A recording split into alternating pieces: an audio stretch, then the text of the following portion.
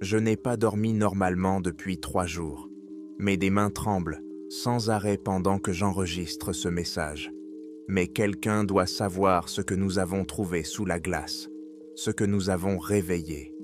Je m'appelle Alexander Reed, je suis glaciologue et je me spécialise dans la reconstitution du paléoclimat à partir de l'analyse de carottes de glace.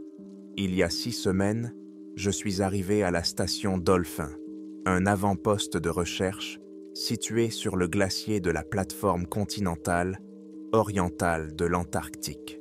Je souhaitais rétablir ma réputation après que mes travaux controversés sur la préservation des microbes anciens aient été rejetés par la communauté scientifique. Cette expédition était pour moi une chance de me racheter. Si seulement j'avais su ce qui nous attendait, enfoui depuis des millions d'années dans l'obscurité en dessous. Le voyage vers l'Antarctique a été épuisant, mais plein d'anticipation. Depuis la Nouvelle-Zélande, nous avons embarqué à bord du navire de recherche Polaris, fendant les eaux traîtresses vers le continent gelé. Je me souviens être resté debout sur le pont, malgré le froid glacial, à regarder passer d'énormes icebergs qui ressemblaient à d'anciennes cathédrales de cristal bleu et blanc. L'océan austral secouait notre navire sans pitié, et de nombreux membres de l'équipage souffraient comme d'un violent mal de mer. J'ai eu de la chance. Mon estomac a tenu bon, même lorsque les vagues s'abattaient sur la proue et que l'horizon basculait à des angles inimaginables. Pendant la traversée, j'ai fait connaissance avec l'équipage. Le docteur Eleanor Wright, notre microbiologiste, dégageait une tension tranquille qui cachait un esprit brillant. Elle a publié des travaux novateurs sur les bactéries extrémophiles trouvées dans les cheminées volcaniques. James Peterson, notre chef d'expédition, affichait l'assurance endurcie d'un homme qui a affronté les tempêtes antarctiques pendant des décennies. Son visage était marqué de fines rides, chacune racontant l'histoire des expéditions passées. Le docteur Raj Patel, géophysicien spécialisé dans le géoradar, parlait avec un enthousiasme contagieux de ce qui se cachait sous la glace. Monica Torres, notre météorologue, ne se déplaçait jamais sans sa boussole porte-bonheur, une relique familiale qui, selon la rumeur, avait guidé son grand-père à travers l'ouragan qui avait frappé la côte de Floride dans les années 1960. Il y en avait d'autres. Le docteur Abigail Bishop, notre médecin, dont le calme rassurait tout le monde. Les techniciens Davis et Wong, qui s'occupaient de notre équipement sophistiqué, et plusieurs membres du personnel de soutien chargés de nous maintenir en vie dans l'un des environnements les plus hostiles de la planète. Aucun d'entre nous ne se doutait que nous serions la dernière expédition à rejoindre la station Dolphin.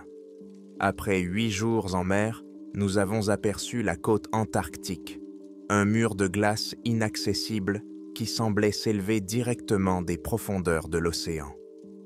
Un navire plus petit nous a conduits jusqu'à la dernière étape du voyage, manœuvrant entre les glaces jusqu'à ce que nous atteignions le point de débarquement.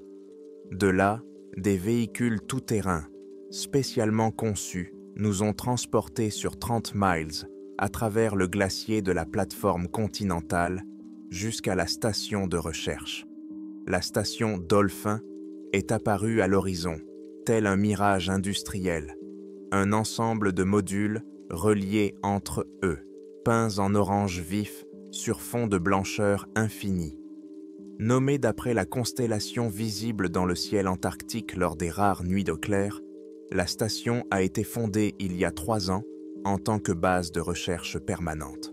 Le bâtiment principal abritait les laboratoires, les logements et les espaces communs, tandis que les bâtiments annexes abritaient de l'équipement, l'entrepôt, les générateurs de secours et notre principale fierté, une foreuse thermique moderne capable d'extraire des carottes de glace intactes à des profondeurs auparavant inaccessibles. « Bienvenue au bout du monde », a déclaré Peterson alors que nous nous frayions un chemin entre le véhicule et le sas principal. C'est ici que vous allez vivre pendant les 6 prochains mois.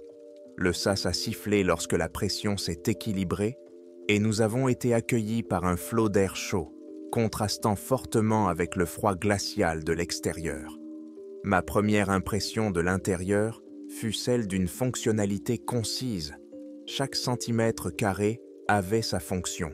Chaque couloir et chaque porte étaient conçus pour optimiser l'utilisation de l'espace et minimiser les pertes de chaleur.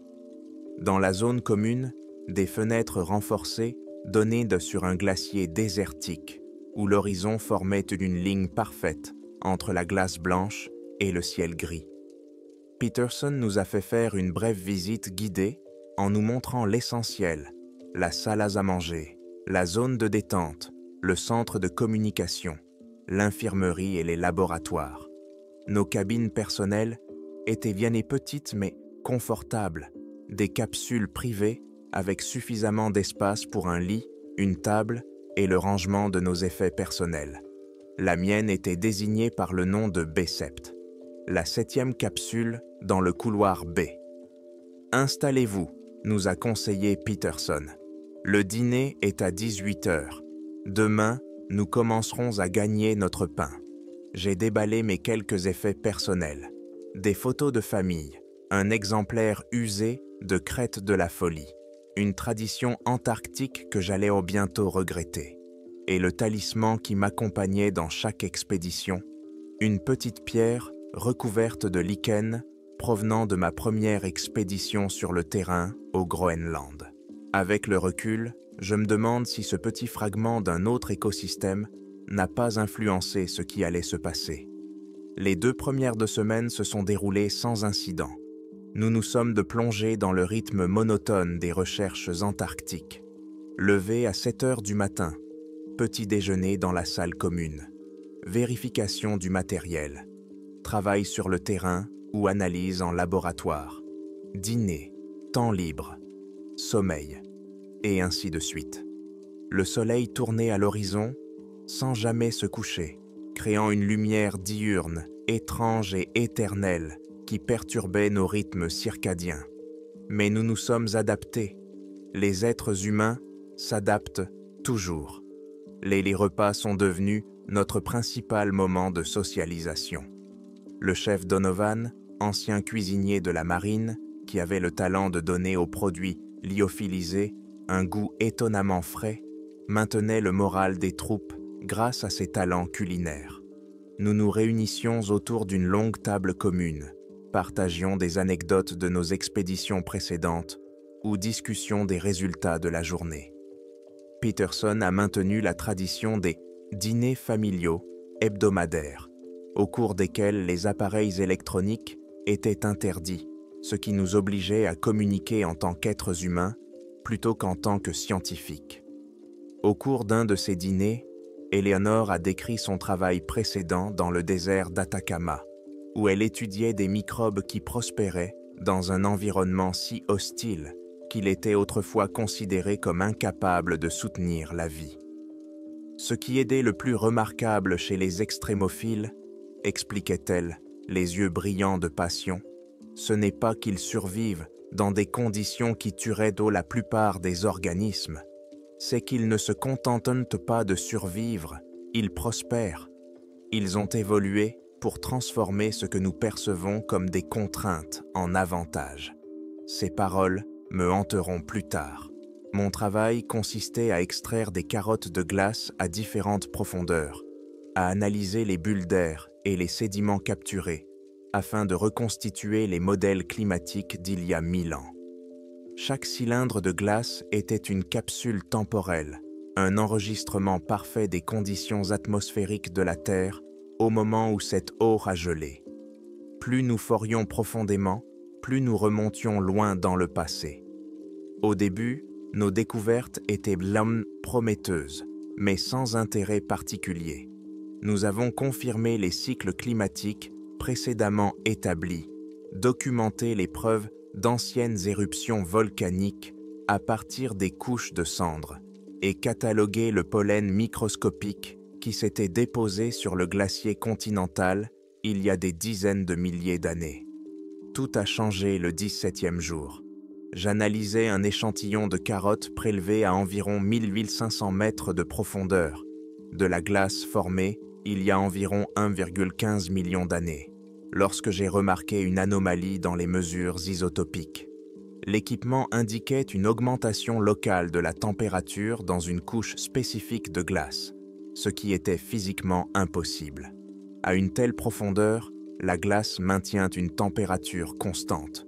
Toute source de chaleur aurait depuis longtemps atteint l'équilibre. Docteur Patel, ai-je appelé à travers le laboratoire? Pourriez-vous vérifier ces mesures? Raj quitta son poste de travail et s'approcha de moi, ajustant ses lunettes à monture métallique sur son nez, tout en examinant les données qui défilaient sur mon écran. « C'est étrange, » dit-il, son enthousiasme habituel tempéré par la prudence scientifique. « Laissez-moi vérifier cela dans les systèmes secondaires. » Pendant que Raj vérifiait mes données, j'ai examiné attentivement le carottage de glace à la loupe. À la profondeur correspondant à l'anomalie de température, la structure cristalline de la glace changeait de manière imperceptible. La plupart des gens n'auraient même pas remarqué la différence, mais après 15 ans d'études des formations glaciaires, j'ai compris que quelque chose avait modifié le schéma normal de congélation, comme si l'eau avait été instantanément gelée autour d'une source de chaleur. La vérification de Raj a confirmé mes conclusions. Quelque chose générait de la chaleur à près de 3 km sous nos pieds, et ce depuis relativement peu de temps, en termes géologiques. Nous avons immédiatement fait part de notre découverte à Peterson, qui a convoqué une réunion d'urgence de l'équipe dans la salle de conférence. Le lendemain matin, Raj a proposé d'utiliser un géoradar pour poursuivre nos recherches. Nous nous sommes emmitouflés contre le froid et sommes sortis sur le champ de glace avec un radar mobile. Pendant plusieurs heures, nous avons lentement parcouru la grille, envoyant des impulsions électromagnétiques dans les profondeurs de la glace et enregistrant leurs réflexions. Le vent s'est intensifié au fur et à mesure que nous travaillions, projetant avec une fureur croissante des cristaux de glace sur nos visières. Lorsque nous sommes revenus pour analyser les données, les résultats se sont avérés stupéfiants. Sous la couche anormale se trouvait une cavité, un immense espace vide qui n'aurait pas dû exister sous la pression écrasante de la couche de glace. La cavité mesurait environ 50 mètres de haut et plus de 100 mètres de diamètre, avec des bords parfaitement lisses qui ne pouvaient s'expliquer naturellement. « Ce n'est pas une formation naturelle », a déclaré Peterson lorsque nous avons présenté nos conclusions lors d'une réunion d'urgence. Son visage buriné semblait particulièrement sombre sous la lumière fluorescente crue de la salle de conférence. Le mouvement de la glace, avec le temps, n'importe quelle cavité finirait par s'effondrer, à moins que quelque chose ne la maintienne ouverte, conclut Eleanor en se penchant en avant avec un vif intérêt. La salle explosa de théories et d'hypothèses.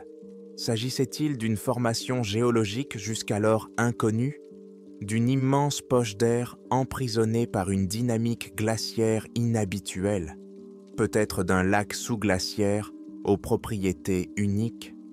Nous devons poursuivre nos recherches, déclarai-je en essayant de dissimuler l'excitation dans ma voix. Cela pourrait bouleverser notre compréhension de la dynamique de la calotte glaciaire antarctique. Ou cela pourrait être dangereux, objecta Monica. La météorologue était restée très silencieuse jusqu'à présent. Nous ne savons pas ce qu'il y a en dessous et nous serons complètement isolés si quelque chose tourne mal. Ces paroles provoquèrent un silence instantané, mais la tentation de la découverte était trop forte. La curiosité scientifique est à la fois notre plus grande force et notre plus grande faiblesse. La décision de rediriger notre opération de forage vers l'anomalie ne fut pas prise à la légère. Nous avons débattu pendant des heures, pesant les risques potentiels et la possibilité d'une découverte révolutionnaire. Finalement, Peterson a soumis la question au vote.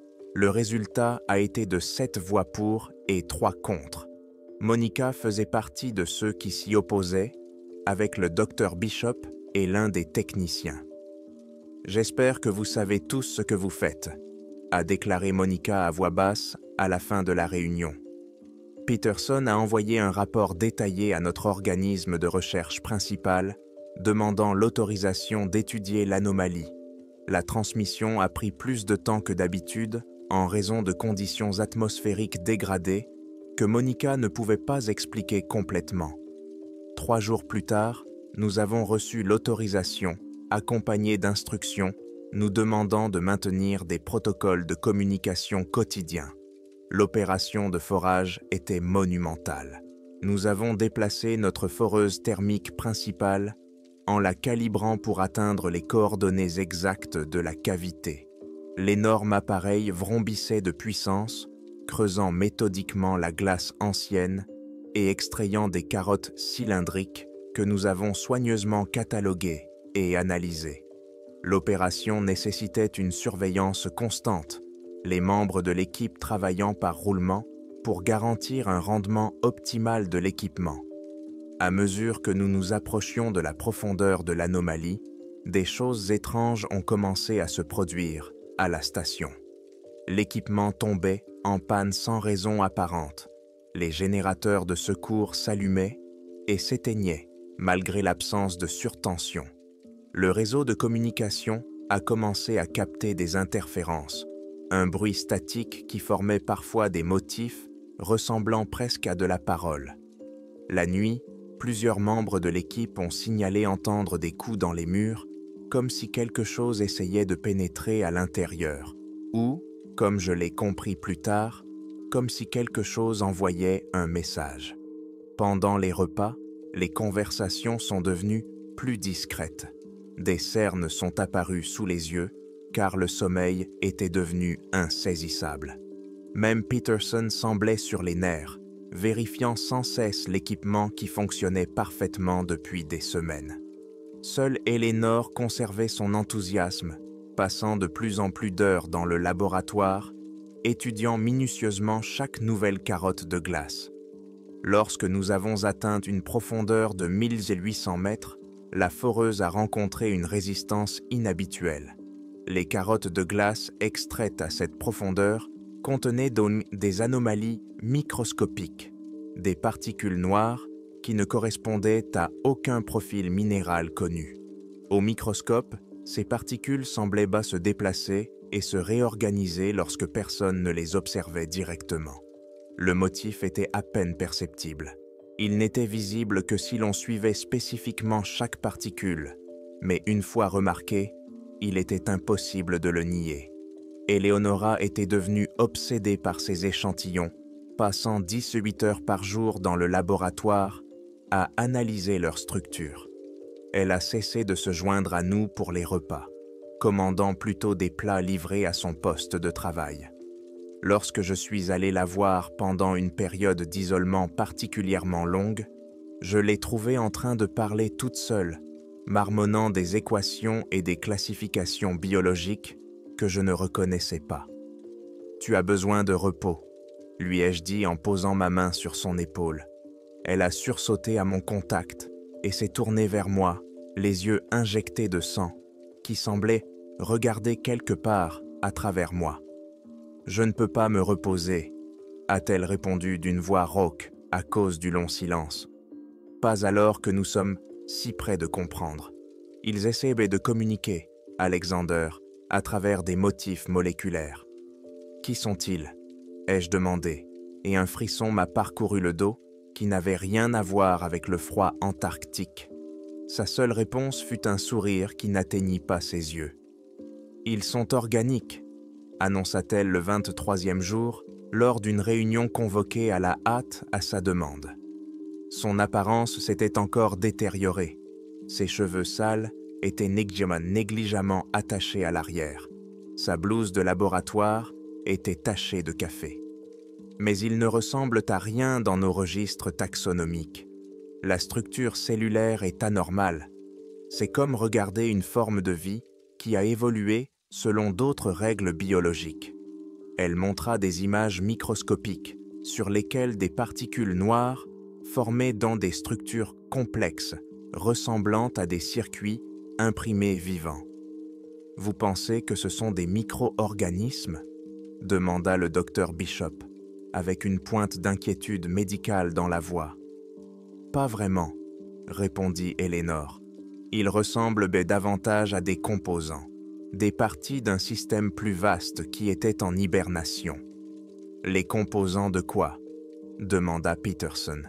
Les yeux d'Eleanor brillèrent d'une lueur proche de la folie. « C'est ce que nous allons découvrir. » 3 jours plus tard, la foreuse perça. Toute la station trembla lorsque la pression entre notre puits et la cavité en dessous s'équilibra. La lumière clignota, nous plongeant dans une obscurité instantanée avant que les systèmes de secours ne se déclenchent.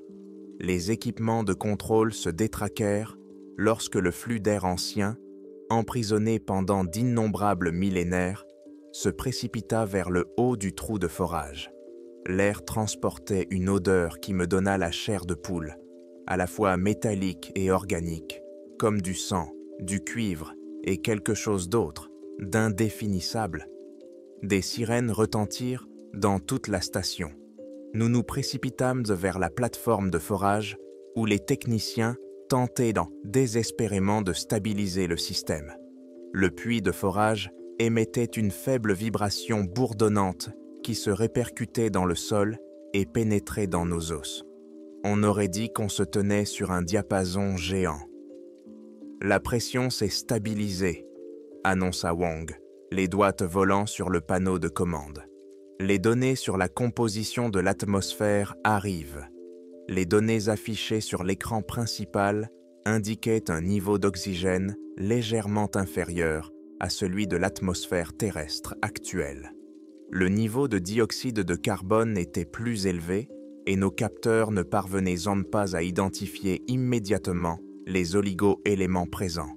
« On peut respirer », confirma le docteur Bishop après avoir analysé les données, « mais je ne recommanderais pas de rester là longtemps sans oxygène supplémentaire. » Peterson a ordonné de descendre une sonde équipée d'une caméra dans la cavité. Nous nous sommes rassemblés devant les écrans, retenant collectivement notre souffle pendant que la sonde descendait dans le puits. Les premières images étaient décevantes. Seulement l'obscurité au-delà de la lumière de la sonde.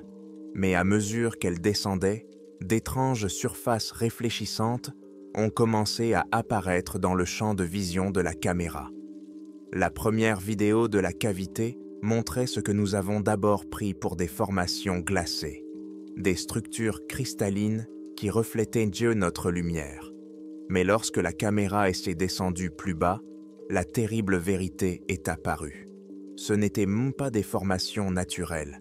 C'étaient des structures construites et conçues avec une précision mathématique qui suggérait l'existence d'une intelligence. « Ce sont des bâtiments », murmura Raj, exprimant à haute voix ce que nous avions tous compris, mais que nous ne pouvions pas accepter immédiatement. La caméra continua à descendre, révélant de plus en plus ce paysage urbain impossible en contrebas. De hautes flèches s'élevaient depuis la plateforme centrale, ronde. Des ponts reliaient les immenses distances entre les bâtiments, leur conception ne ressemblant à rien de ce que l'on trouve dans l'architecture humaine. Ils se courbaient et s'enroulaient de telle manière qu'ils semblaient défier les principes de l'ingénierie civile. « C'est sans précédent », dit Peterson, la voix tendue par l'effort qu'il faisait pour conserver son sang-froid professionnel. « Nous sommes en présence de preuves de l'existence d'une intelligence, » conclut Eleanor. « Une intelligence non humaine qui a précédé notre civilisation de millions d'années. » La caméra atteignit le fond du puits, se trouvant désormais à environ 10 mètres au-dessus du sol de la cavité. De là, nous pouvions voir que la ville, car nous ne pouvions plus prétendre qu'il s'agissait d'autre chose, était disposée en cercle concentrique autour d'une structure centrale, ressemblant à un dôme massif. Nous devons descendre là-bas, déclara Eleanor. Ce n'était pas une suggestion. Peterson hésita un instant avant d'acquiescer. Nous allons immédiatement constituer une équipe d'exploration. Protocole complet de protection chimique, oxygène d'urgence et moyens de communication. Je me portais volontaire sans hésiter. Eleanor, Raj et les techniciens, Davis et Wong, firent peu de même. Peterson a désigné Monica pour coordonner les opérations depuis le sommet, tandis que les autres membres de l'équipe devaient mettre en place un système de relais pour maintenir la communication avec la surface. Ces protestations ont été rejetées. Avec son expérience en météorologie, quelqu'un devait surveiller les conditions météorologiques de plus en plus instables qui se développaient à l'extérieur. La préparation de la descente a été minutieuse. Le docteur Bishop a procédé à des examens médicaux complets de chaque membre de l'équipe de recherche, établissant des paramètres de base pour les fonctions vitales et l'état neurologique. Le personnel technique a vérifié le fonctionnement de nos combinaisons thermiques spécialisées, conçues pour protéger du froid extrême tout en préservant la mobilité. Chaque combinaison était équipée d'une réserve d'oxygène indépendante, de capteurs environnementaux et d'un éclairage puissant. Dès que quelque chose vous semble anormal, quoi que ce soit, vous donnez le signal d'évacuation, nous a expliqué Peterson alors que nous nous préparions à entrer dans le puits d'accès. Il ne s'agit pas d'héroïsme, il s'agit de recueillir des données préliminaires et de revenir en toute sécurité. Nous sommes descendus les uns après les autres en utilisant un treuil motorisé pour contrôler la vitesse. Le puits doit mesurer environ 2 mètres de diamètre. Ses parois étaient vignes et parfaitement lisses, là où la foreuse thermique avait fondu la glace. À mesure que nous descendions, la température changeait sensiblement. Il aurait dû faire plus froid, mais au contraire, il faisait de plus en plus chaud. La descente dans le puits de glace étroit était claustrophobique. Nos combinaisons thermiques spécialisées nous protégeaient des températures négatives à la surface. Mais à mesure que nous descendions, nous avons dû régler nos systèmes de refroidissement pour compenser cette chaleur inattendue. Les parois de glace autour de nous changeaient également de couleur, passant d'un bleu pâle à un bleu plus profond, puis finalement à un violet noirâtre, parcouru d'étranges veines lumineuses. La glace ici est décontaminée par un organisme bioluminescent, a remarqué Raj en passant sa main gantée sur la paroi. Ces motifs ne sont pas aléatoires, ils forment des structures récursives. Ne touchez à rien sans nécessité, a retenti la voix de Peterson dans notre système de communication depuis la surface.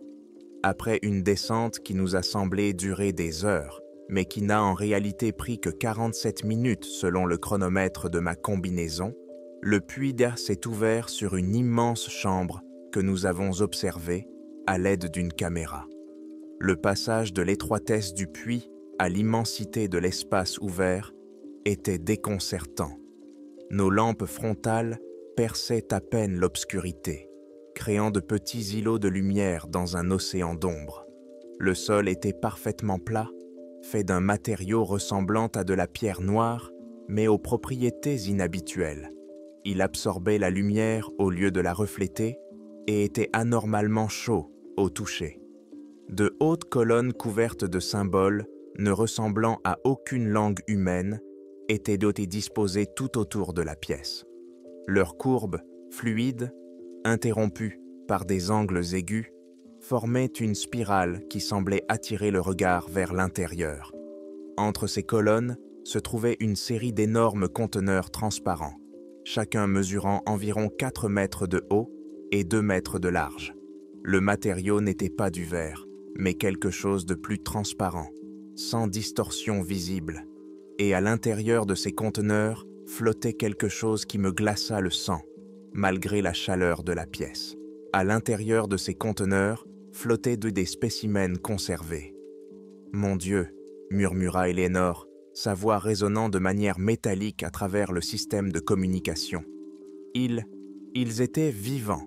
Les spécimens n'étaient pas faciles à classer.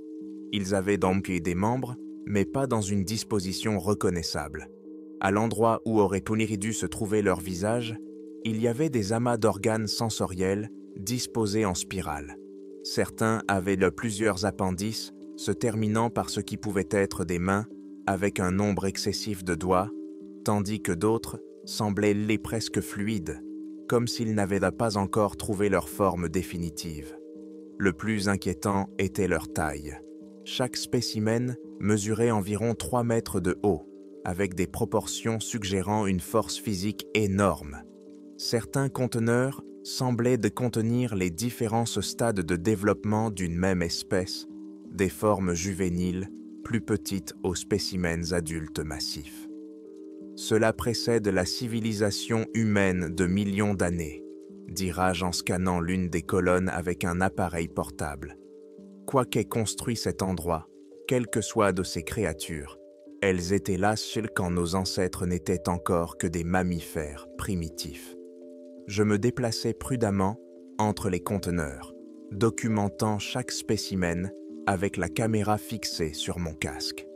Le milieu de conservation, un liquide ambré légèrement visqueux, avait préservé les spécimens dans un état parfait.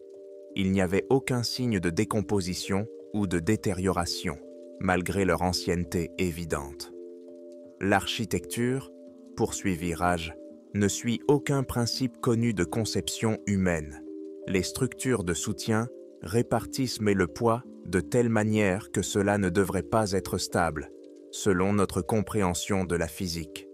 Davis, qui s'était éloigné vers le centre de la chambre, s'écria soudainement « Il y a autre chose ici, une sorte de...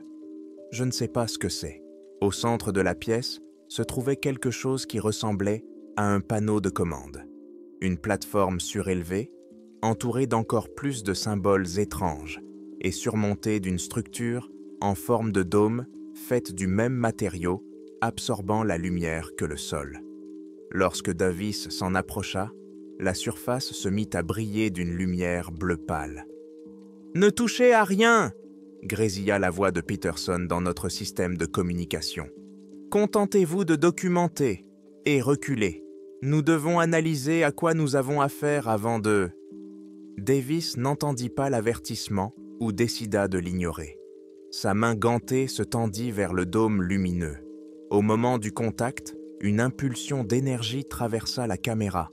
Les lumières de nos combinaisons clignotèrent, puis s'éteignirent, nous plongeant dans l'obscurité, seulement perturbés par la lumière bleue, intense émanant de la structure centrale. L'air se remplit d'un grondement sourd, plus perceptible que sonore, qui vibrait dans nos os. Lorsque notre éclairage de secours s'est allumé quelques secondes plus tard, Davis se tordait de convulsions sur le sol, son corps se cambrant de manière anormale. Le tissu de sa combinaison thermique se gonflait et bougeait comme si quelque chose sous-jacent bougeait indépendamment de ses muscles. « Traînez-le vers le puits, tout de suite !» ai-je crié, en me précipitant avec Wang pour attraper notre collègue tombé. Alors que nous traînions Davis vers la sortie, les conteneurs transparents ont commencé à s'opacifier et le milieu de conservation à l'intérieur s'est agité. Les échantillons que nous croyions morts ont commencé à bouger, d'abord lentement, en remuant simplement leurs membres et en pulsant leurs agrégats sensoriels. Mais le mouvement s'est accéléré, devenant de plus en plus coordonné à chaque seconde. « Courez !» a crié Eleanor, qui se précipitait déjà vers le puits. Nous avons abandonné toute apparence de recherche scientifique prudente.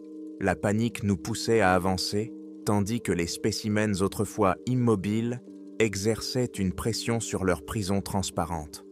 Le matériau, qui semblait auparavant si solide, se déformait et s'étirait sous leur pression. Notre ascension dans la mine était fébrile.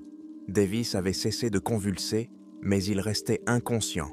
Sa respiration était superficielle et saccadée. Il nous a fallu à tous les quatre toute notre force pour hisser son corps inerte dans le harnais d'évacuation, tout en maintenant notre propre équilibre précaire dans la mine. « Nous avons une situation d'urgence !» ai-je crié dans mon émetteur. Davis est inconscient. Préparez immédiatement les protocoles médicaux de quarantaine. Le treuil semblait terriblement lent à nous remonter. Derrière nous, des bruits résonnaient dans la mine, des craquements et des grondements, suivis de quelque chose qui ressemblait à des pas humides. D'étranges protubérances commencèrent à se former sous la combinaison de Davis, modifiant la configuration de ses membres d'une manière qui ne semblait pas anatomiquement possible. Le tissu était tendu sur ces nouvelles excroissances, menaçant de se déchirer. Au moment où nous avons atteint la surface, toute la station subissait des coupures de courant. La lumière clignotait et les équipements s'allumaient et s'éteignaient de manière imprévisible. Le médecin, le docteur Bishop, a immédiatement placé Davis en quarantaine à l'infirmerie, tandis que les autres d'entre nous subissaient des procédures de désinfection. Le processus de désinfection était minutieux et désagréable. Des odeurs chimiques, une exposition aux ultraviolets et une série de tests médicaux rapides.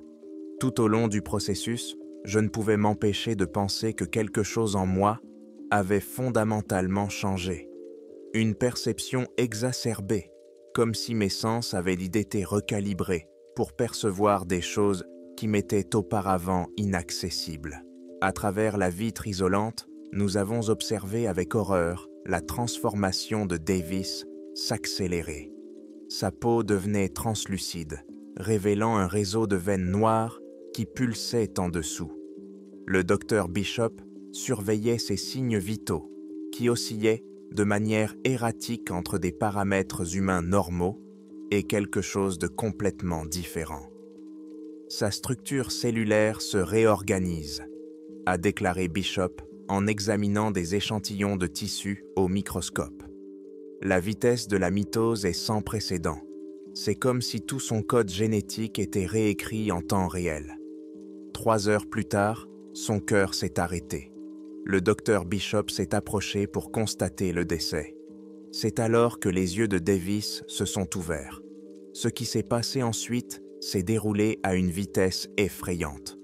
Davis, ou ce qu'il était devenu, bougeait avec une fluidité impossible. Ses articulations se pliaient dans des directions que l'anatomie humaine ne permet pas.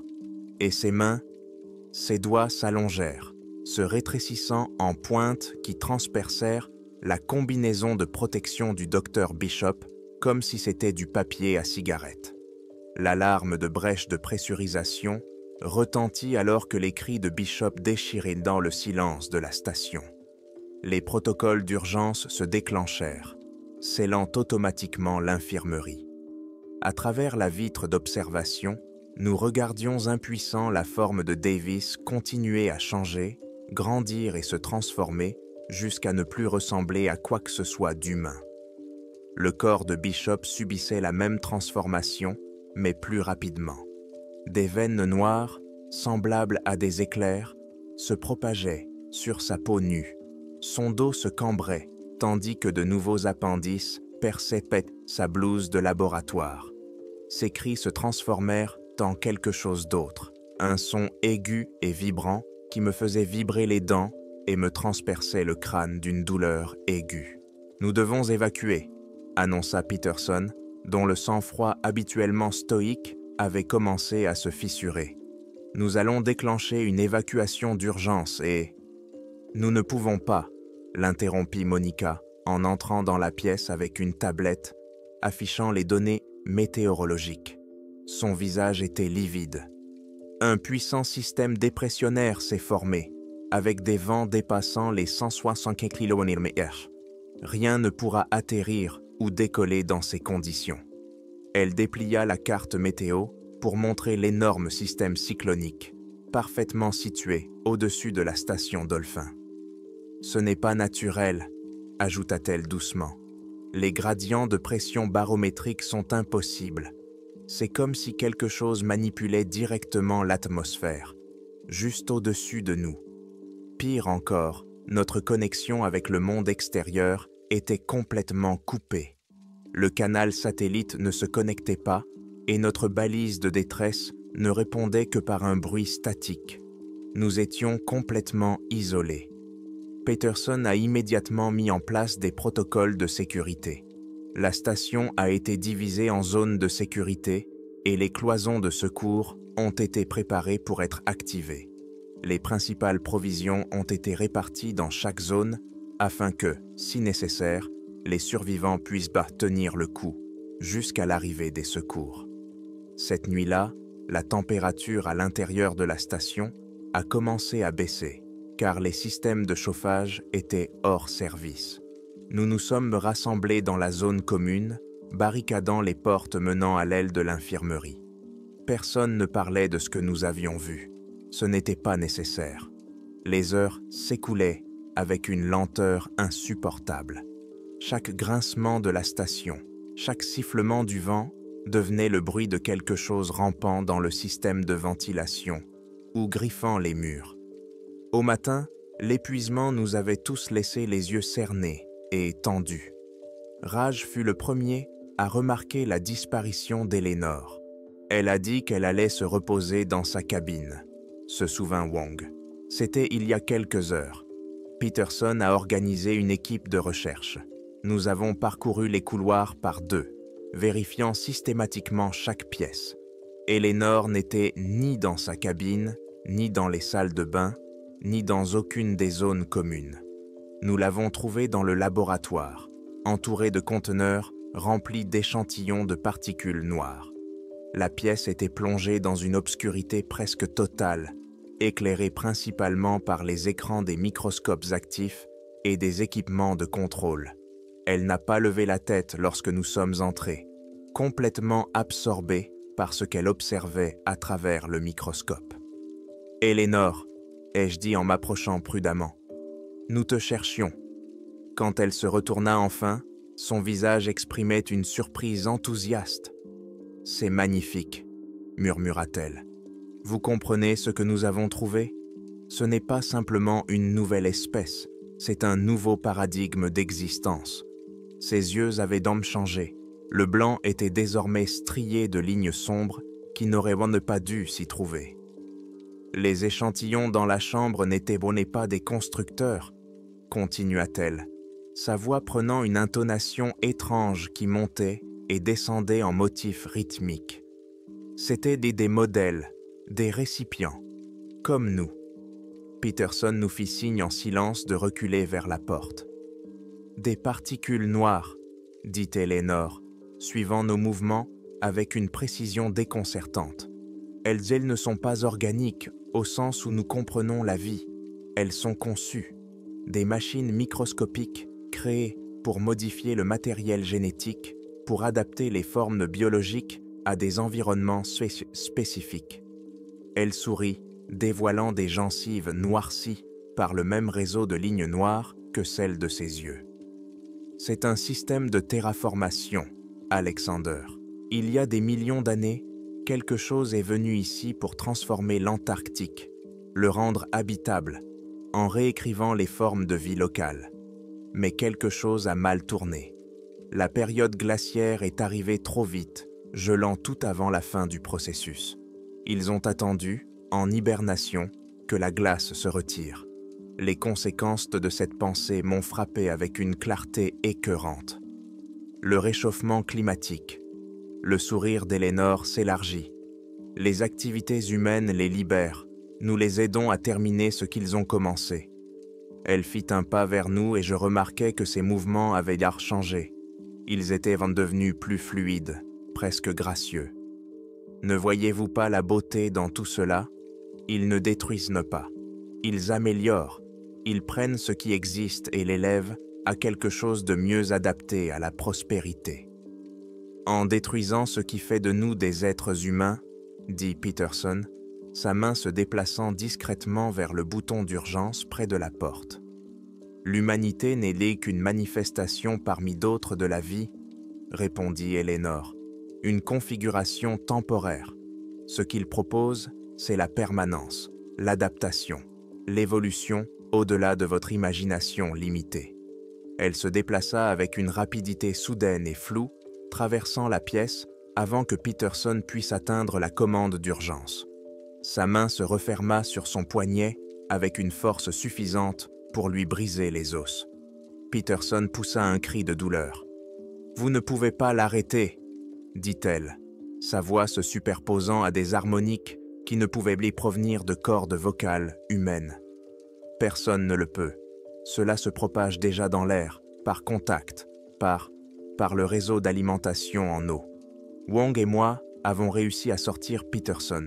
Nous avons reculé à travers l'embrasure de la porte et avons frappé du poing le seau d'urgence. Une barrière renforcée s'est abaissée, nous séparant d'Eleanor. À travers une petite fenêtre d'observation, je pouvais la voir nous regarder avec une expression de patience étonnée. Nous avons réussi à isoler Eleanor dans le laboratoire, mais il était désormais clair que la brèche était bien plus grave que nous ne l'avions initialement supposé.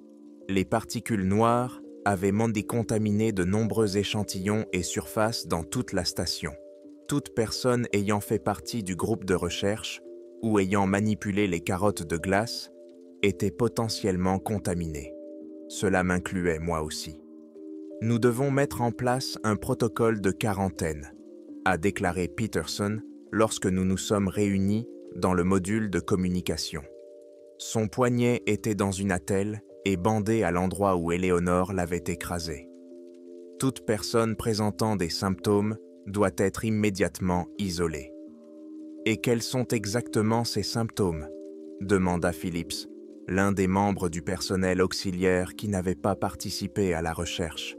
À part les changements physiques évidents, les changements comportementaux apparaissent en premier, suggérai-je en me souvenant de la transformation d'Eleanor.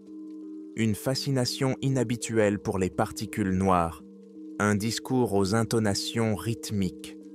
Puis les signes physiques apparaissent, des veines sombres visibles sous la peau, en particulier autour des yeux. « Ce n'est pas très précis », marmonna quelqu'un.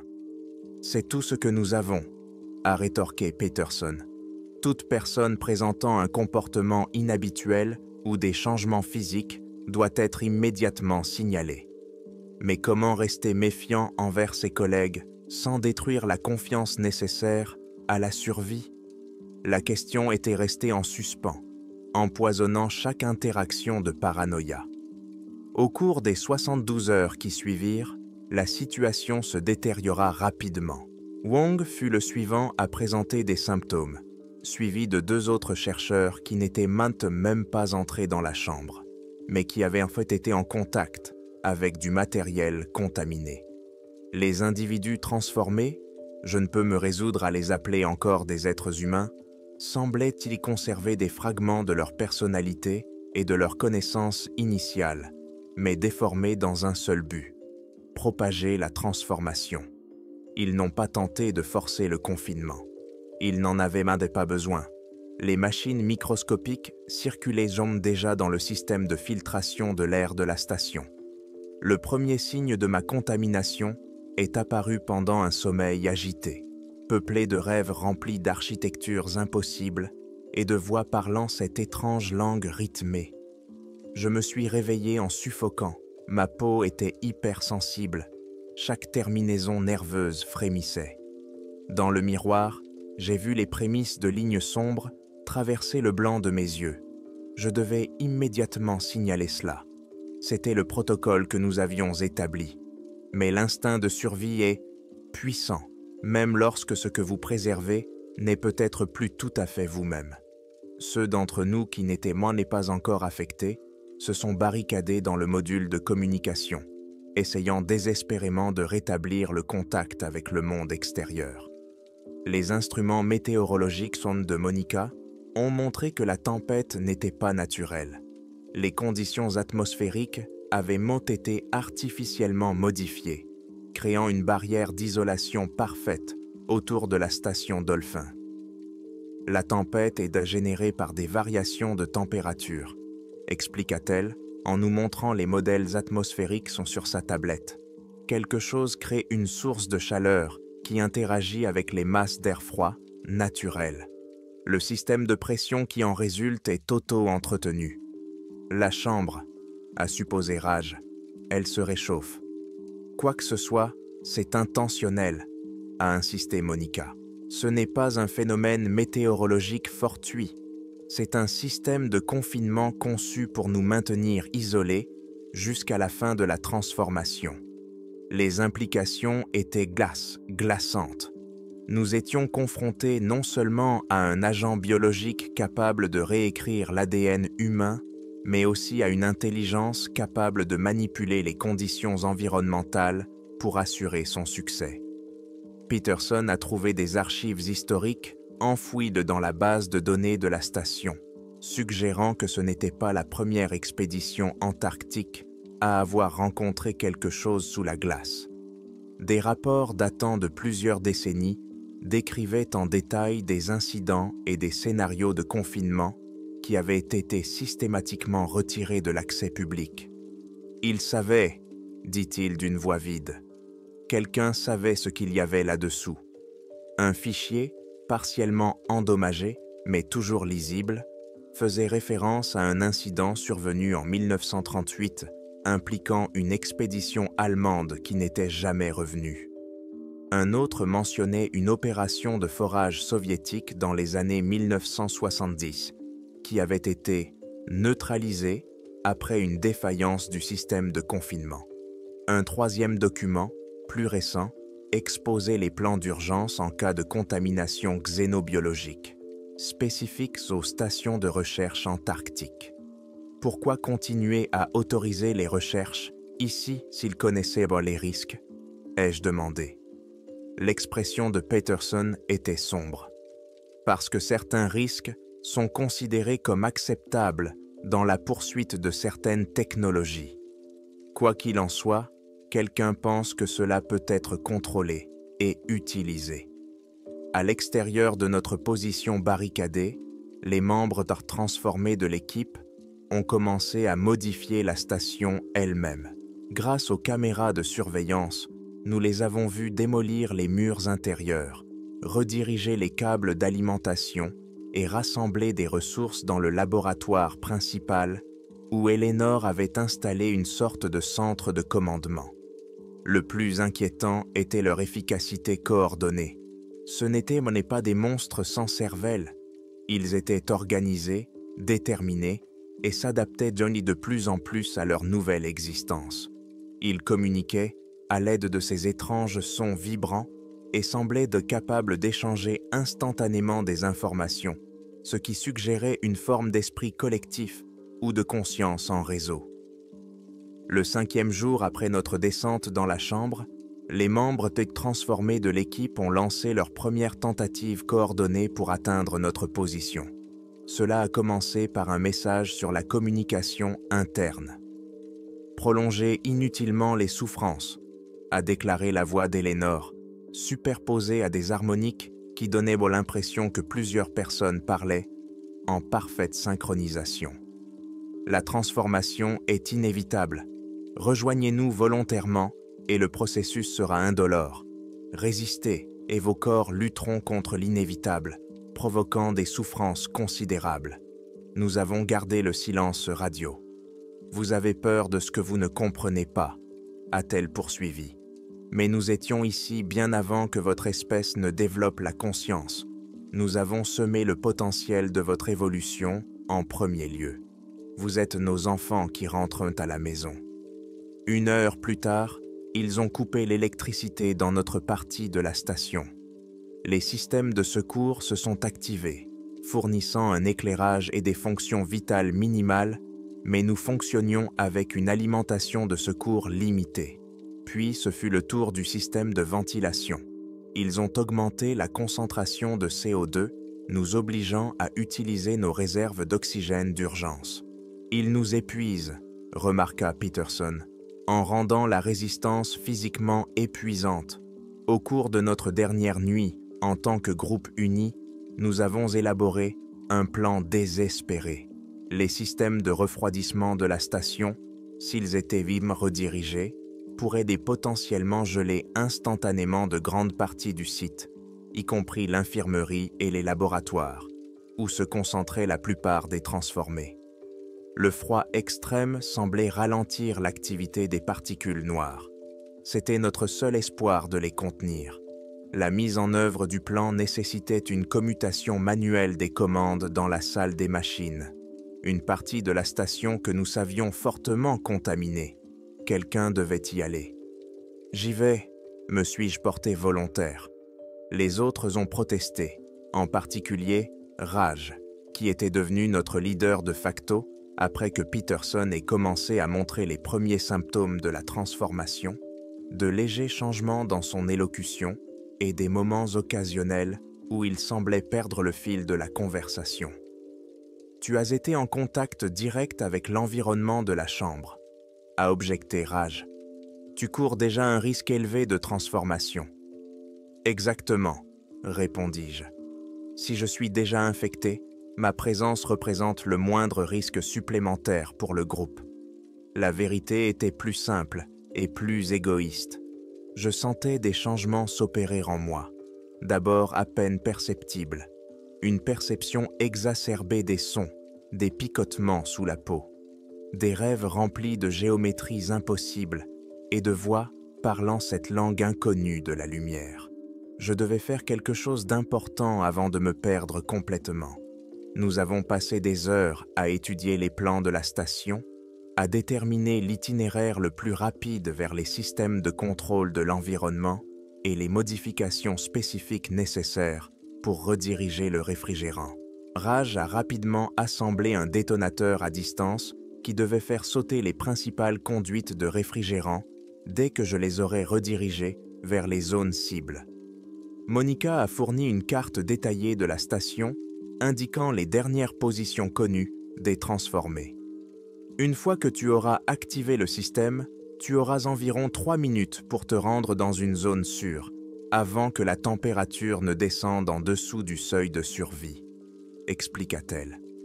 Ces sections, dit-elle en montrant les zones marquées sur la carte, devraient bien rester au-dessus du point de congélation grâce aux barrières isolantes. Peterson, luttant visiblement contre la transformation qui s'annonçait, me serra l'épaule de sa main valide. Tu te rends là-bas, tu configures tout et tu pars. Pas d'héroïsme, pas de retard. Je compris le sous-entendu. Ne pas céder à la transformation avant d'avoir terminé la mission. Le trajet à travers la station fut un cauchemar. J'avançais dans des couloirs sombres, éclairés uniquement par la lumière de secours et par des excroissances bioluminescentes aléatoires qui commençaient à apparaître sur les murs. Ces excroissances pulsaient à un rythme interne, semblable à celui d'un battement de cœur, et semblaient suivre mes mouvements lorsque je passais à côté d'elles. L'air devenait de plus en plus chaud et humide à mesure que je m'approchais des sections centrales de la station. De la condensation coulait du plafond, mais ce n'était pas de l'eau. Le liquide était légèrement visqueux et sentait le métal comme le sang. À 2 reprises, j'ai dû me cacher lorsque d'anciens collègues, désormais méconnaissables, se déplaçaient dans les couloirs avec la grâce fluide de prédateurs. Leur corps s'était allongé, leurs membres s'étaient remodelés pour gagner en vitesse et en puissance.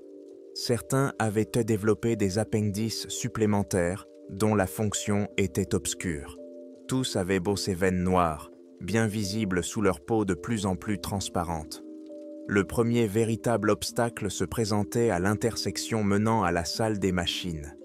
L'entrée était recouverte d'une excroissance membraneuse qui pulsait au même rythme que les excroissances sur les murs. Elle ressemblait surtout à une valve organique géante. J'ai hésité, ne sachant pas quoi faire, quand la membrane se contracta soudainement et s'ouvrit, créant un passage. Il me laissait entrer. Cette prise de conscience aurait dû me terrifier, mais au lieu de cela, je ressentis une curiosité inquiétante. Une partie de moi, celle qui était encore humaine, a reconnu qu'il s'agissait d'un piège, mais l'autre partie, infectée, était attirée vers l'avant avec une force presque gravitationnelle. Dans la chambre centrale, j'ai retrouvé Eleanor. Elle avait radicalement changé. Son corps s'était allongé et transformé, mais il était toujours reconnaissable comme dérivé de la forme humaine. D'autres membres, transformés de l'équipe, s'étaient rassemblés autour d'elle, y compris Peterson, dont la transformation semblait plus récente et incomplète. « Nous t'attendions, Alexander, » dit Eleanor, sa voix résonnant étrangement, comme si plusieurs cordes vocales fonctionnaient à l'unisson. « Tu n'as pas besoin de lutter contre ce qui se passe. Ce n'est pas douloureux. Au contraire, la chambre elle-même était complètement transformée. Ce qui était autrefois le laboratoire principal ressemblait désormais à un mélange entre un centre de recherche biologique et un temple. Les murs pulsaient d'une lumière bioluminescente, formant des motifs complexes que je reconnus d'une manière ou d'une autre comme étant une transmission de données. Au centre se trouvait une structure ressemblant au panneau de commande d'une chambre cryogénique, mais en plus grand et plus complexe. « Qui êtes-vous » demandai-je, la main suspendue au-dessus du bouton d'urgence du réfrigérant, caché dans ma poche. « Nous sommes l'adaptation même, » répondit-elle. « La symbiose parfaite entre la vie biologique et l'évolution conçue. Nous ne détruisons pas, nous améliorons. Les constructeurs originaux nous ont conçus pour préparer les mondes à la vie, en transformant les formes de vie locales en formes qui pourraient servir et finalement les rejoindre. En effaçant ce que nous sommes, en nous privant de notre humanité. » Éléonore émit un son qui pouvait être un rire. « L'humanité n'est d'aucune manifestation de la vie parmi d'autres, Alexandre, récente et temporaire. Nous proposons quelque chose de beaucoup plus durable. » Pendant qu'elle parlait, je sentais les changements s'accélérer en moi. Ma perception s'est modifiée, les couleurs sont devenues plus vives, les sons se sont séparés en couches distinctes. Je pouvais sentir les impulsions électriques dans le câblage de la station, ressentir les vibrations du mouvement à travers le sol. C'était à la fois terrifiant et excitant. « Tu résistes parce que tu as peur de perdre ton identité », a-t-elle poursuivi en s'approchant. « Mais rien n'est vraiment perdu. Tes souvenirs, ta personnalité, tout cela reste intégré dans quelque chose de plus grand, dans une conscience collective qui s'étend sur des millions d'années. » Les autres membres, transformés de l'équipe, se déplaçaient en cercle autour de nous, leurs mouvements synchronisés dans une danse effrayante. Je reconnus Wong parmi eux, le visage allongé, les yeux agrandis et multifacettes, comme ceux d'un insecte. « Les constructeurs vont revenir, » poursuivit Eleanor. « Ils ont découvert notre activation. Quand ils arriveront, ceux qui ont accepté la transformation s'élèveront. Ceux qui ont résisté deviendront simplement de la matière première. » Avec un effort considérable, je me concentrai sur le bouton de commande. « Ils ne vous ont pas enterré sans raison, » parvins-je à dire. « Ils vous ont enfermé sous la glace. Peut-être ont-ils réalisé leur erreur. » L'expression d'Eleanor changea, révélant quelque chose d'ancien et de froid sous ses traits familiers. Un échec temporaire. Les conditions environnementales étaient défavorables. Mais grâce à l'activité humaine, ce n'est plus le cas. Je frappai le bouton avec ma main, activant la purge d'urgence du réfrigérant. Les sirènes se mirent à hurler lorsque l'azote liquide se déversa dans le système de ventilation. La température chuta instantanément, mon souffle se cristallisant devant moi. Éléonore poussa un cri, un son que les cordes vocales humaines ne pouvaient produire, et se précipita vers moi à une vitesse surhumaine. Ses doigts allongés se refermèrent sur ma gorge, leur contact brûlant ma peau de froid. « Tu ne peux pas arrêter l'évolution » siffla-t-elle, son visage à quelques centimètres du mien. « Tu peux seulement la retarder. » Le réfrigérant continua de se répandre dans la pièce pendant que nous luttions. La glace se forma rapidement sur toutes les surfaces, emprisonnant les autres transformés. Là où ils se trouvaient, la prise d'Eleanor faiblit, car le froid extrême affectait sa biologie transformée. Je me libérai et boitillai vers la sortie, alors que les cloisons automatiques commençaient à se fermer. Dernier protocole de confinement de la station. Je passais de justesse avant d'être enfermé avec eux. Épuisé et à moitié transformé, Je traînais mon corps de plus en plus étranger jusqu'au module de communication, où Raj et quelques membres de l'équipage restés inchangés m'attendaient, Saint. Le protocole de congélation instantanée avait fonctionné, du moins temporairement. La station Dolphin était devenue un tombeau de glace. Les transformés étaient enfermés dans la stase. Pendant 3 jours, alors que je sentais ma propre transformation progresser lentement, nous avons maintenu un froid extrême, utilisant toutes nos réserves d'énergie pour faire fonctionner les systèmes de refroidissement. Ces jours-là ont été marqués par des tentatives frénétiques pour rétablir la communication avec le monde extérieur. La tempête continuait de faire rage, mais son intensité avait légèrement diminué après le gel. Nous avons supposé que les transformés la soutenaient activement et que leur stase actuelle avait affaibli le contrôle qu'ils exerçaient sur les conditions météorologiques.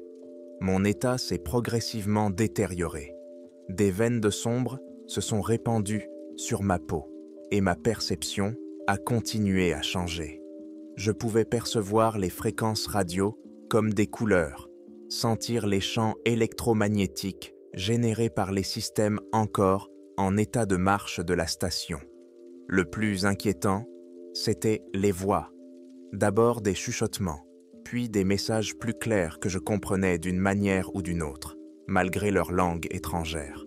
Ils m'appelaient, me donnaient des instructions, me promettaient pour la fin, si je me laissais simplement aller à la transformation. Le 4e jour, la tempête s'est enfin calmée. Notre balise de détresse, réparée à la main par Raj, a réussi à transmettre un signal de détresse. En quelques heures, nous avons reçu la confirmation qu'une équipe de secours était en route depuis la station McMurdo. « Ils sont en route », a annoncé Raj, le visage éclairé par la première lueur d'espoir que nous avions eue depuis plusieurs jours. Heure d'arrivée prévue, 14 heures. Mais quelque chose clochait dans la réponse. Nous avons reçu une confirmation codée, utilisant des protocoles qui ne faisaient pas partie des procédures d'urgence standard. Lorsque j'ai signalé cela à Raj, il a balayé mes inquiétudes d'un revers de main, les attribuant à la paranoïa causée par ma transformation progressive. J'ai rédigé mon rapport initial. À l'époque, j'avais encore l'air d'un être humain, même si Raj me regardait bizarrement chaque fois que la lumière me frappait les yeux. Il savait, tout comme moi, ce qui m'arrivait. Les particules noires agissaient de plus lentement sur certains vecteurs que sur d'autres, mais l'issue était inévitable. L'équipe de sauvetage est arrivée 18 heures plus tard. Des silhouettes en combinaison de protection ont envahi la station, soi-disant du personnel médical et des chercheurs. Mais j'ai reconnu la précision militaire dans leurs mouvements. J'ai vu les armes soigneusement dissimulées sous le matériel scientifique. On nous a immédiatement séparés et mis en quarantaine. En écoutant les conversations, j'ai appris la vérité. Ils n'étaient pas là pour nous sauver, mais pour contenir l'épidémie. La station Dolphin allait être entièrement stérilisée. Toutes les preuves de ce qui s'était passé effacées des archives. Au cours de mon interrogatoire, une silhouette en combinaison, qui s'est présentée simplement comme « le directeur », a clarifié leur objectif. Ce à quoi vous avez été confrontés a déjà été neutralisé auparavant, ont-ils expliqué d'un ton clinique. Chaque période de réchauffement risque de provoquer une réactivation. Nous surveillons toutes les stations de recherche antarctiques spécialement pour détecter de tels incidents. Vous saviez, ai-je accusé. Vous saviez et vous nous avez quand même laissé forer. Le visage du directeur était resté impassible derrière sa visière. Nous devons comprendre la menace pour la contenir efficacement. Votre équipe a fourni des données précieuses. Nous avons été des agneaux sacrificiels. Vous étiez des chercheurs qui faisaient dans leur travail. Maintenant, nous faisons le nôtre. On m'a placé dans un module de quarantaine séparé, soi-disant pour observation médicale. Mais en réalité, j'étais prisonnier. À travers les barrières, j'ai observé des équipes spécialisées se déplacer dans la station. prélevant des échantillons et documentant la transformation du personnel et des infrastructures. Il s'intéressait particulièrement aux individus partiellement transformés qui étaient immédiatement congelés. Il prélevait de nombreux échantillons de tissus pour les transporter dans des conteneurs spécialisés. Une autre équipe est descendue dans la chambre sous-glaciaire, où elle est restée près de 24 heures. À leur retour, ils transportaient plusieurs conteneurs transparents destinés à la conservation.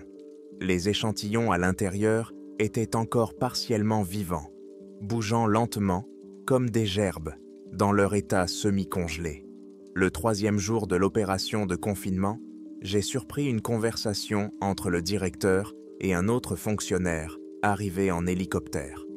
Le conseil souhaite que tout soit transféré à l'objectif 7 pour une étude plus approfondie, a déclaré le nouveau venu, en particulier le mécanisme de contrôle et tous les échantillons intacts. Le risque de rupture de l'étanchéité est extrêmement élevé, a objecté le directeur. Nous avons déjà perdu 3 objets à cause de telles éruptions. Il s'agissait de versions antérieures. Celles-ci semblent posséder d'autres propriétés, une vitesse de transformation plus lente, une meilleure conservation de la conscience du porteur. Elle a des applications potentielles. Vous jouez avec le feu. Ce n'est pas à vous d'en décider. Plus tard dans la journée, alors que les préparatifs pour le transport étaient en cours, le système d'alimentation électrique de la station est tombé complètement en panne.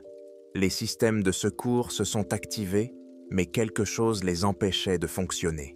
La lumière a clignoté, puis s'est éteinte, plongeant la station dans l'obscurité. Lorsque les générateurs de secours se sont enfin mis en marche, 3 conteneurs de confinement avaient été ouverts. Les échantillons avaient disparu, ainsi que les 2 membres de l'équipe de recherche qui les documentaient. Ce qui a suivi était une opération militaire dans tout sauf le nom. Le personnel armé a fouillé la station avec des lance-flammes et quelque chose qui ressemblait à des projecteurs à azote liquide. Des ordres ont été donnés, des positions ont été établies et une recherche systématique a été lancée. Ils n'ont rien trouvé. Cette nuit-là, allongé dans ma capsule de quarantaine et luttant contre un désir de plus en plus fort de céder à la transformation, j'ai senti que quelque chose avait changé. La présence dans mon esprit, qui devenait de plus en plus forte, s'est soudainement élargie, me connectant à quelque chose d'énorme et d'ancien. Grâce à cette connexion, j'ai vu ce que faisaient les spécimens échappés. Ils creusaient profondément sous la glace, emportant avec eux les chercheurs infectés, créant une nouvelle chambre hors de portée des équipes de confinement. Ils s'étaient à nouveau adaptés, avaient appris, avaient évolué. Le lendemain matin, le directeur a annoncé que la station serait entièrement stérilisée. Tout le personnel, y compris l'équipe de confinement, serait évacué et toute la structure serait détruite à l'aide de dispositifs incendiaires conçus pour générer suffisamment de chaleur pour faire fondre le bouclier de glace environnant et immerger les restes dans l'océan. C'était il y a 3 semaines. La version officielle est d'aucune défaillance catastrophique du système de pression s'est produite à la station Dolphin, entraînant la mort de la plupart du personnel. La station elle-même a été définitivement mise hors service et le site est désormais interdit d'accès pour des raisons de sécurité environnementale. J'ai été transféré dans un établissement spécialisé pour observation et traitement. Par la fenêtre, je ne vois que des bâtiments gouvernementaux, anonymes et des clôtures barbelées. Le personnel médical évite tout contact visuel lorsqu'il prélève des échantillons sur moi, suivant la progression de ma transformation avec une froideur clinique.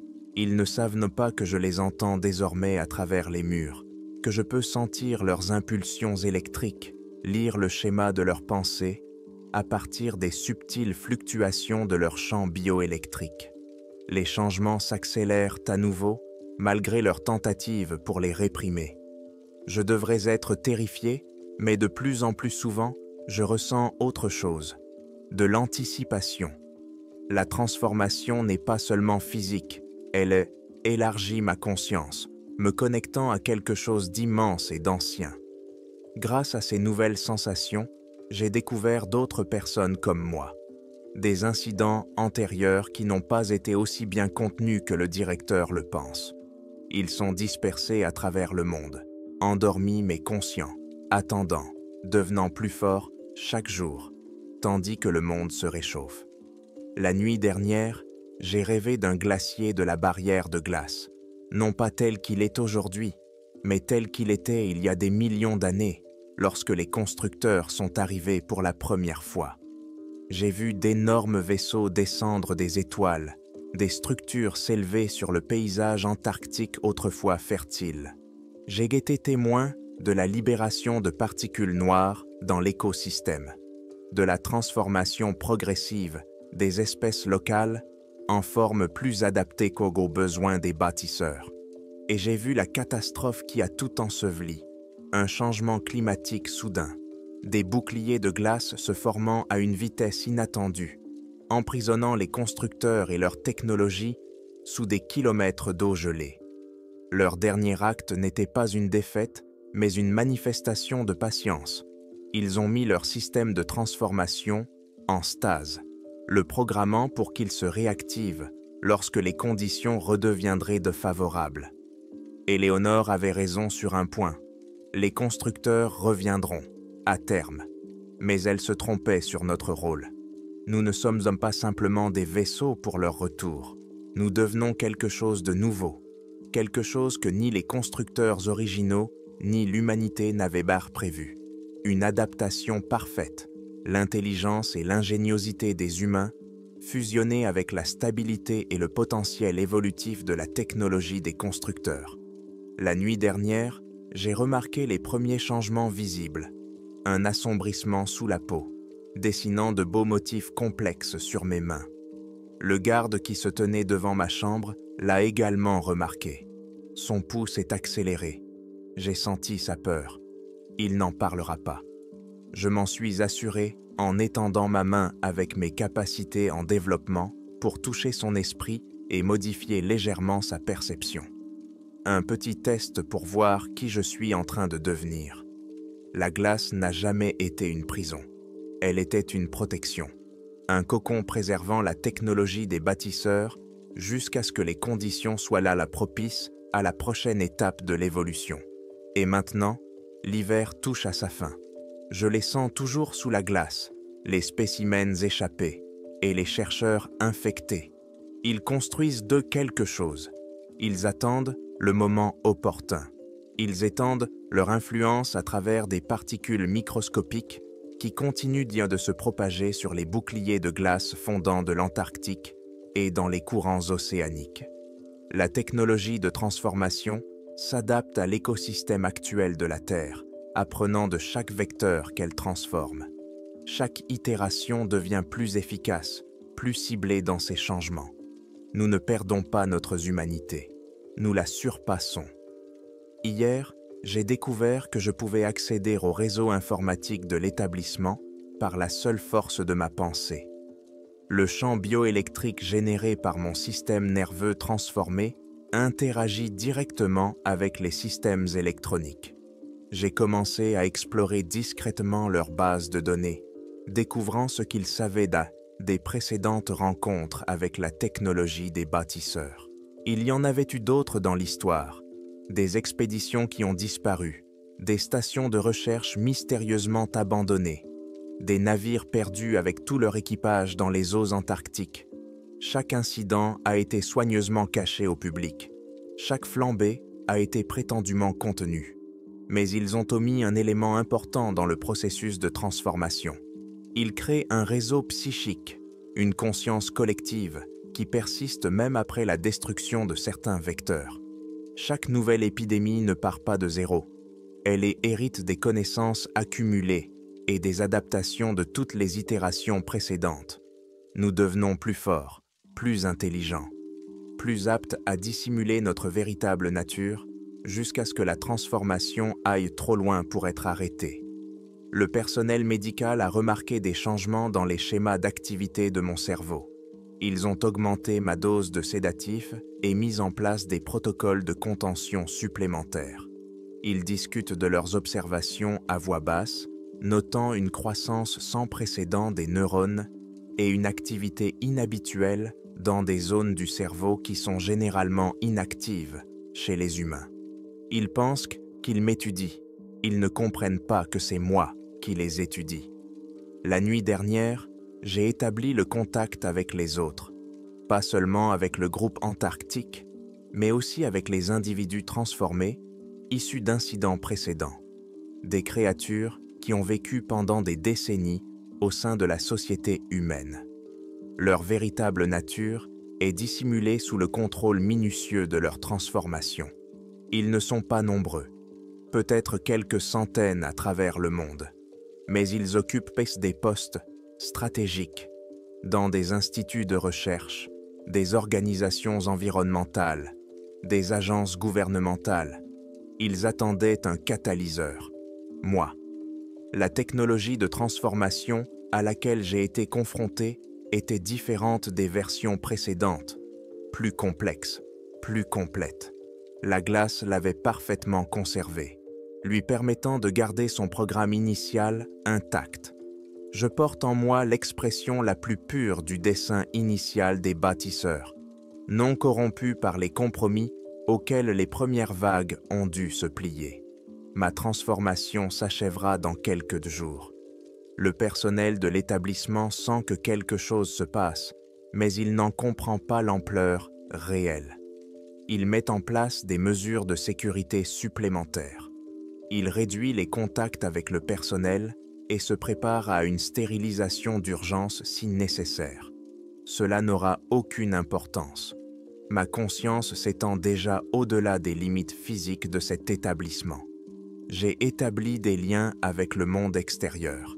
J'ai semé des graines qui pousseront en mon absence, même s'ils parviennent à détruire cette forme physique. Les constructeurs ont conçu leur technologie pour qu'elle s'adapte. Ils ne pouvaient pas prévoir qu'elle finirait par s'adapter au-delà de leur contrôle, devenant quelque chose de nouveau. Une synthèse de leur génie technique et du potentiel créatif de l'humanité. Nous ne les servirons pas lorsqu'ils reviendront. Nous ne servirons pas non plus l'humanité. Nous serons quelque chose de complètement nouveau. La prochaine étape de l'évolution, née de la glace qui était censée nous retenir. Cette nuit, j'achèverai ma transformation. Au matin, les gardes trouveront une pièce vide, sans explication, sur la façon dont je me suis échappé d'un établissement destiné à contenir des organismes bien plus dangereux que les menaces habituelles. Ils mettront en place leurs protocoles, avertiront leurs supérieurs et me traqueront avec un désespoir croissant lorsqu'ils comprendront la signification de mon évasion.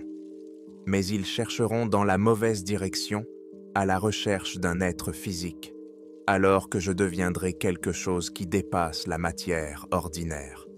La glace ancienne de l'Antarctique continue de fondre. Chaque jour, de plus en plus de technologies des constructeurs sont libérées dans l'écosystème terrestre. Des machines microscopiques trouvent de leur chemin dans le cycle de l'eau, dans la chaîne alimentaire, dans l'air même que nous respirons. L'adaptation est inévitable. L'évolution ne peut être arrêtée. L'hiver touche à sa fin, et ce qui émergera de sous la glace transformera le monde.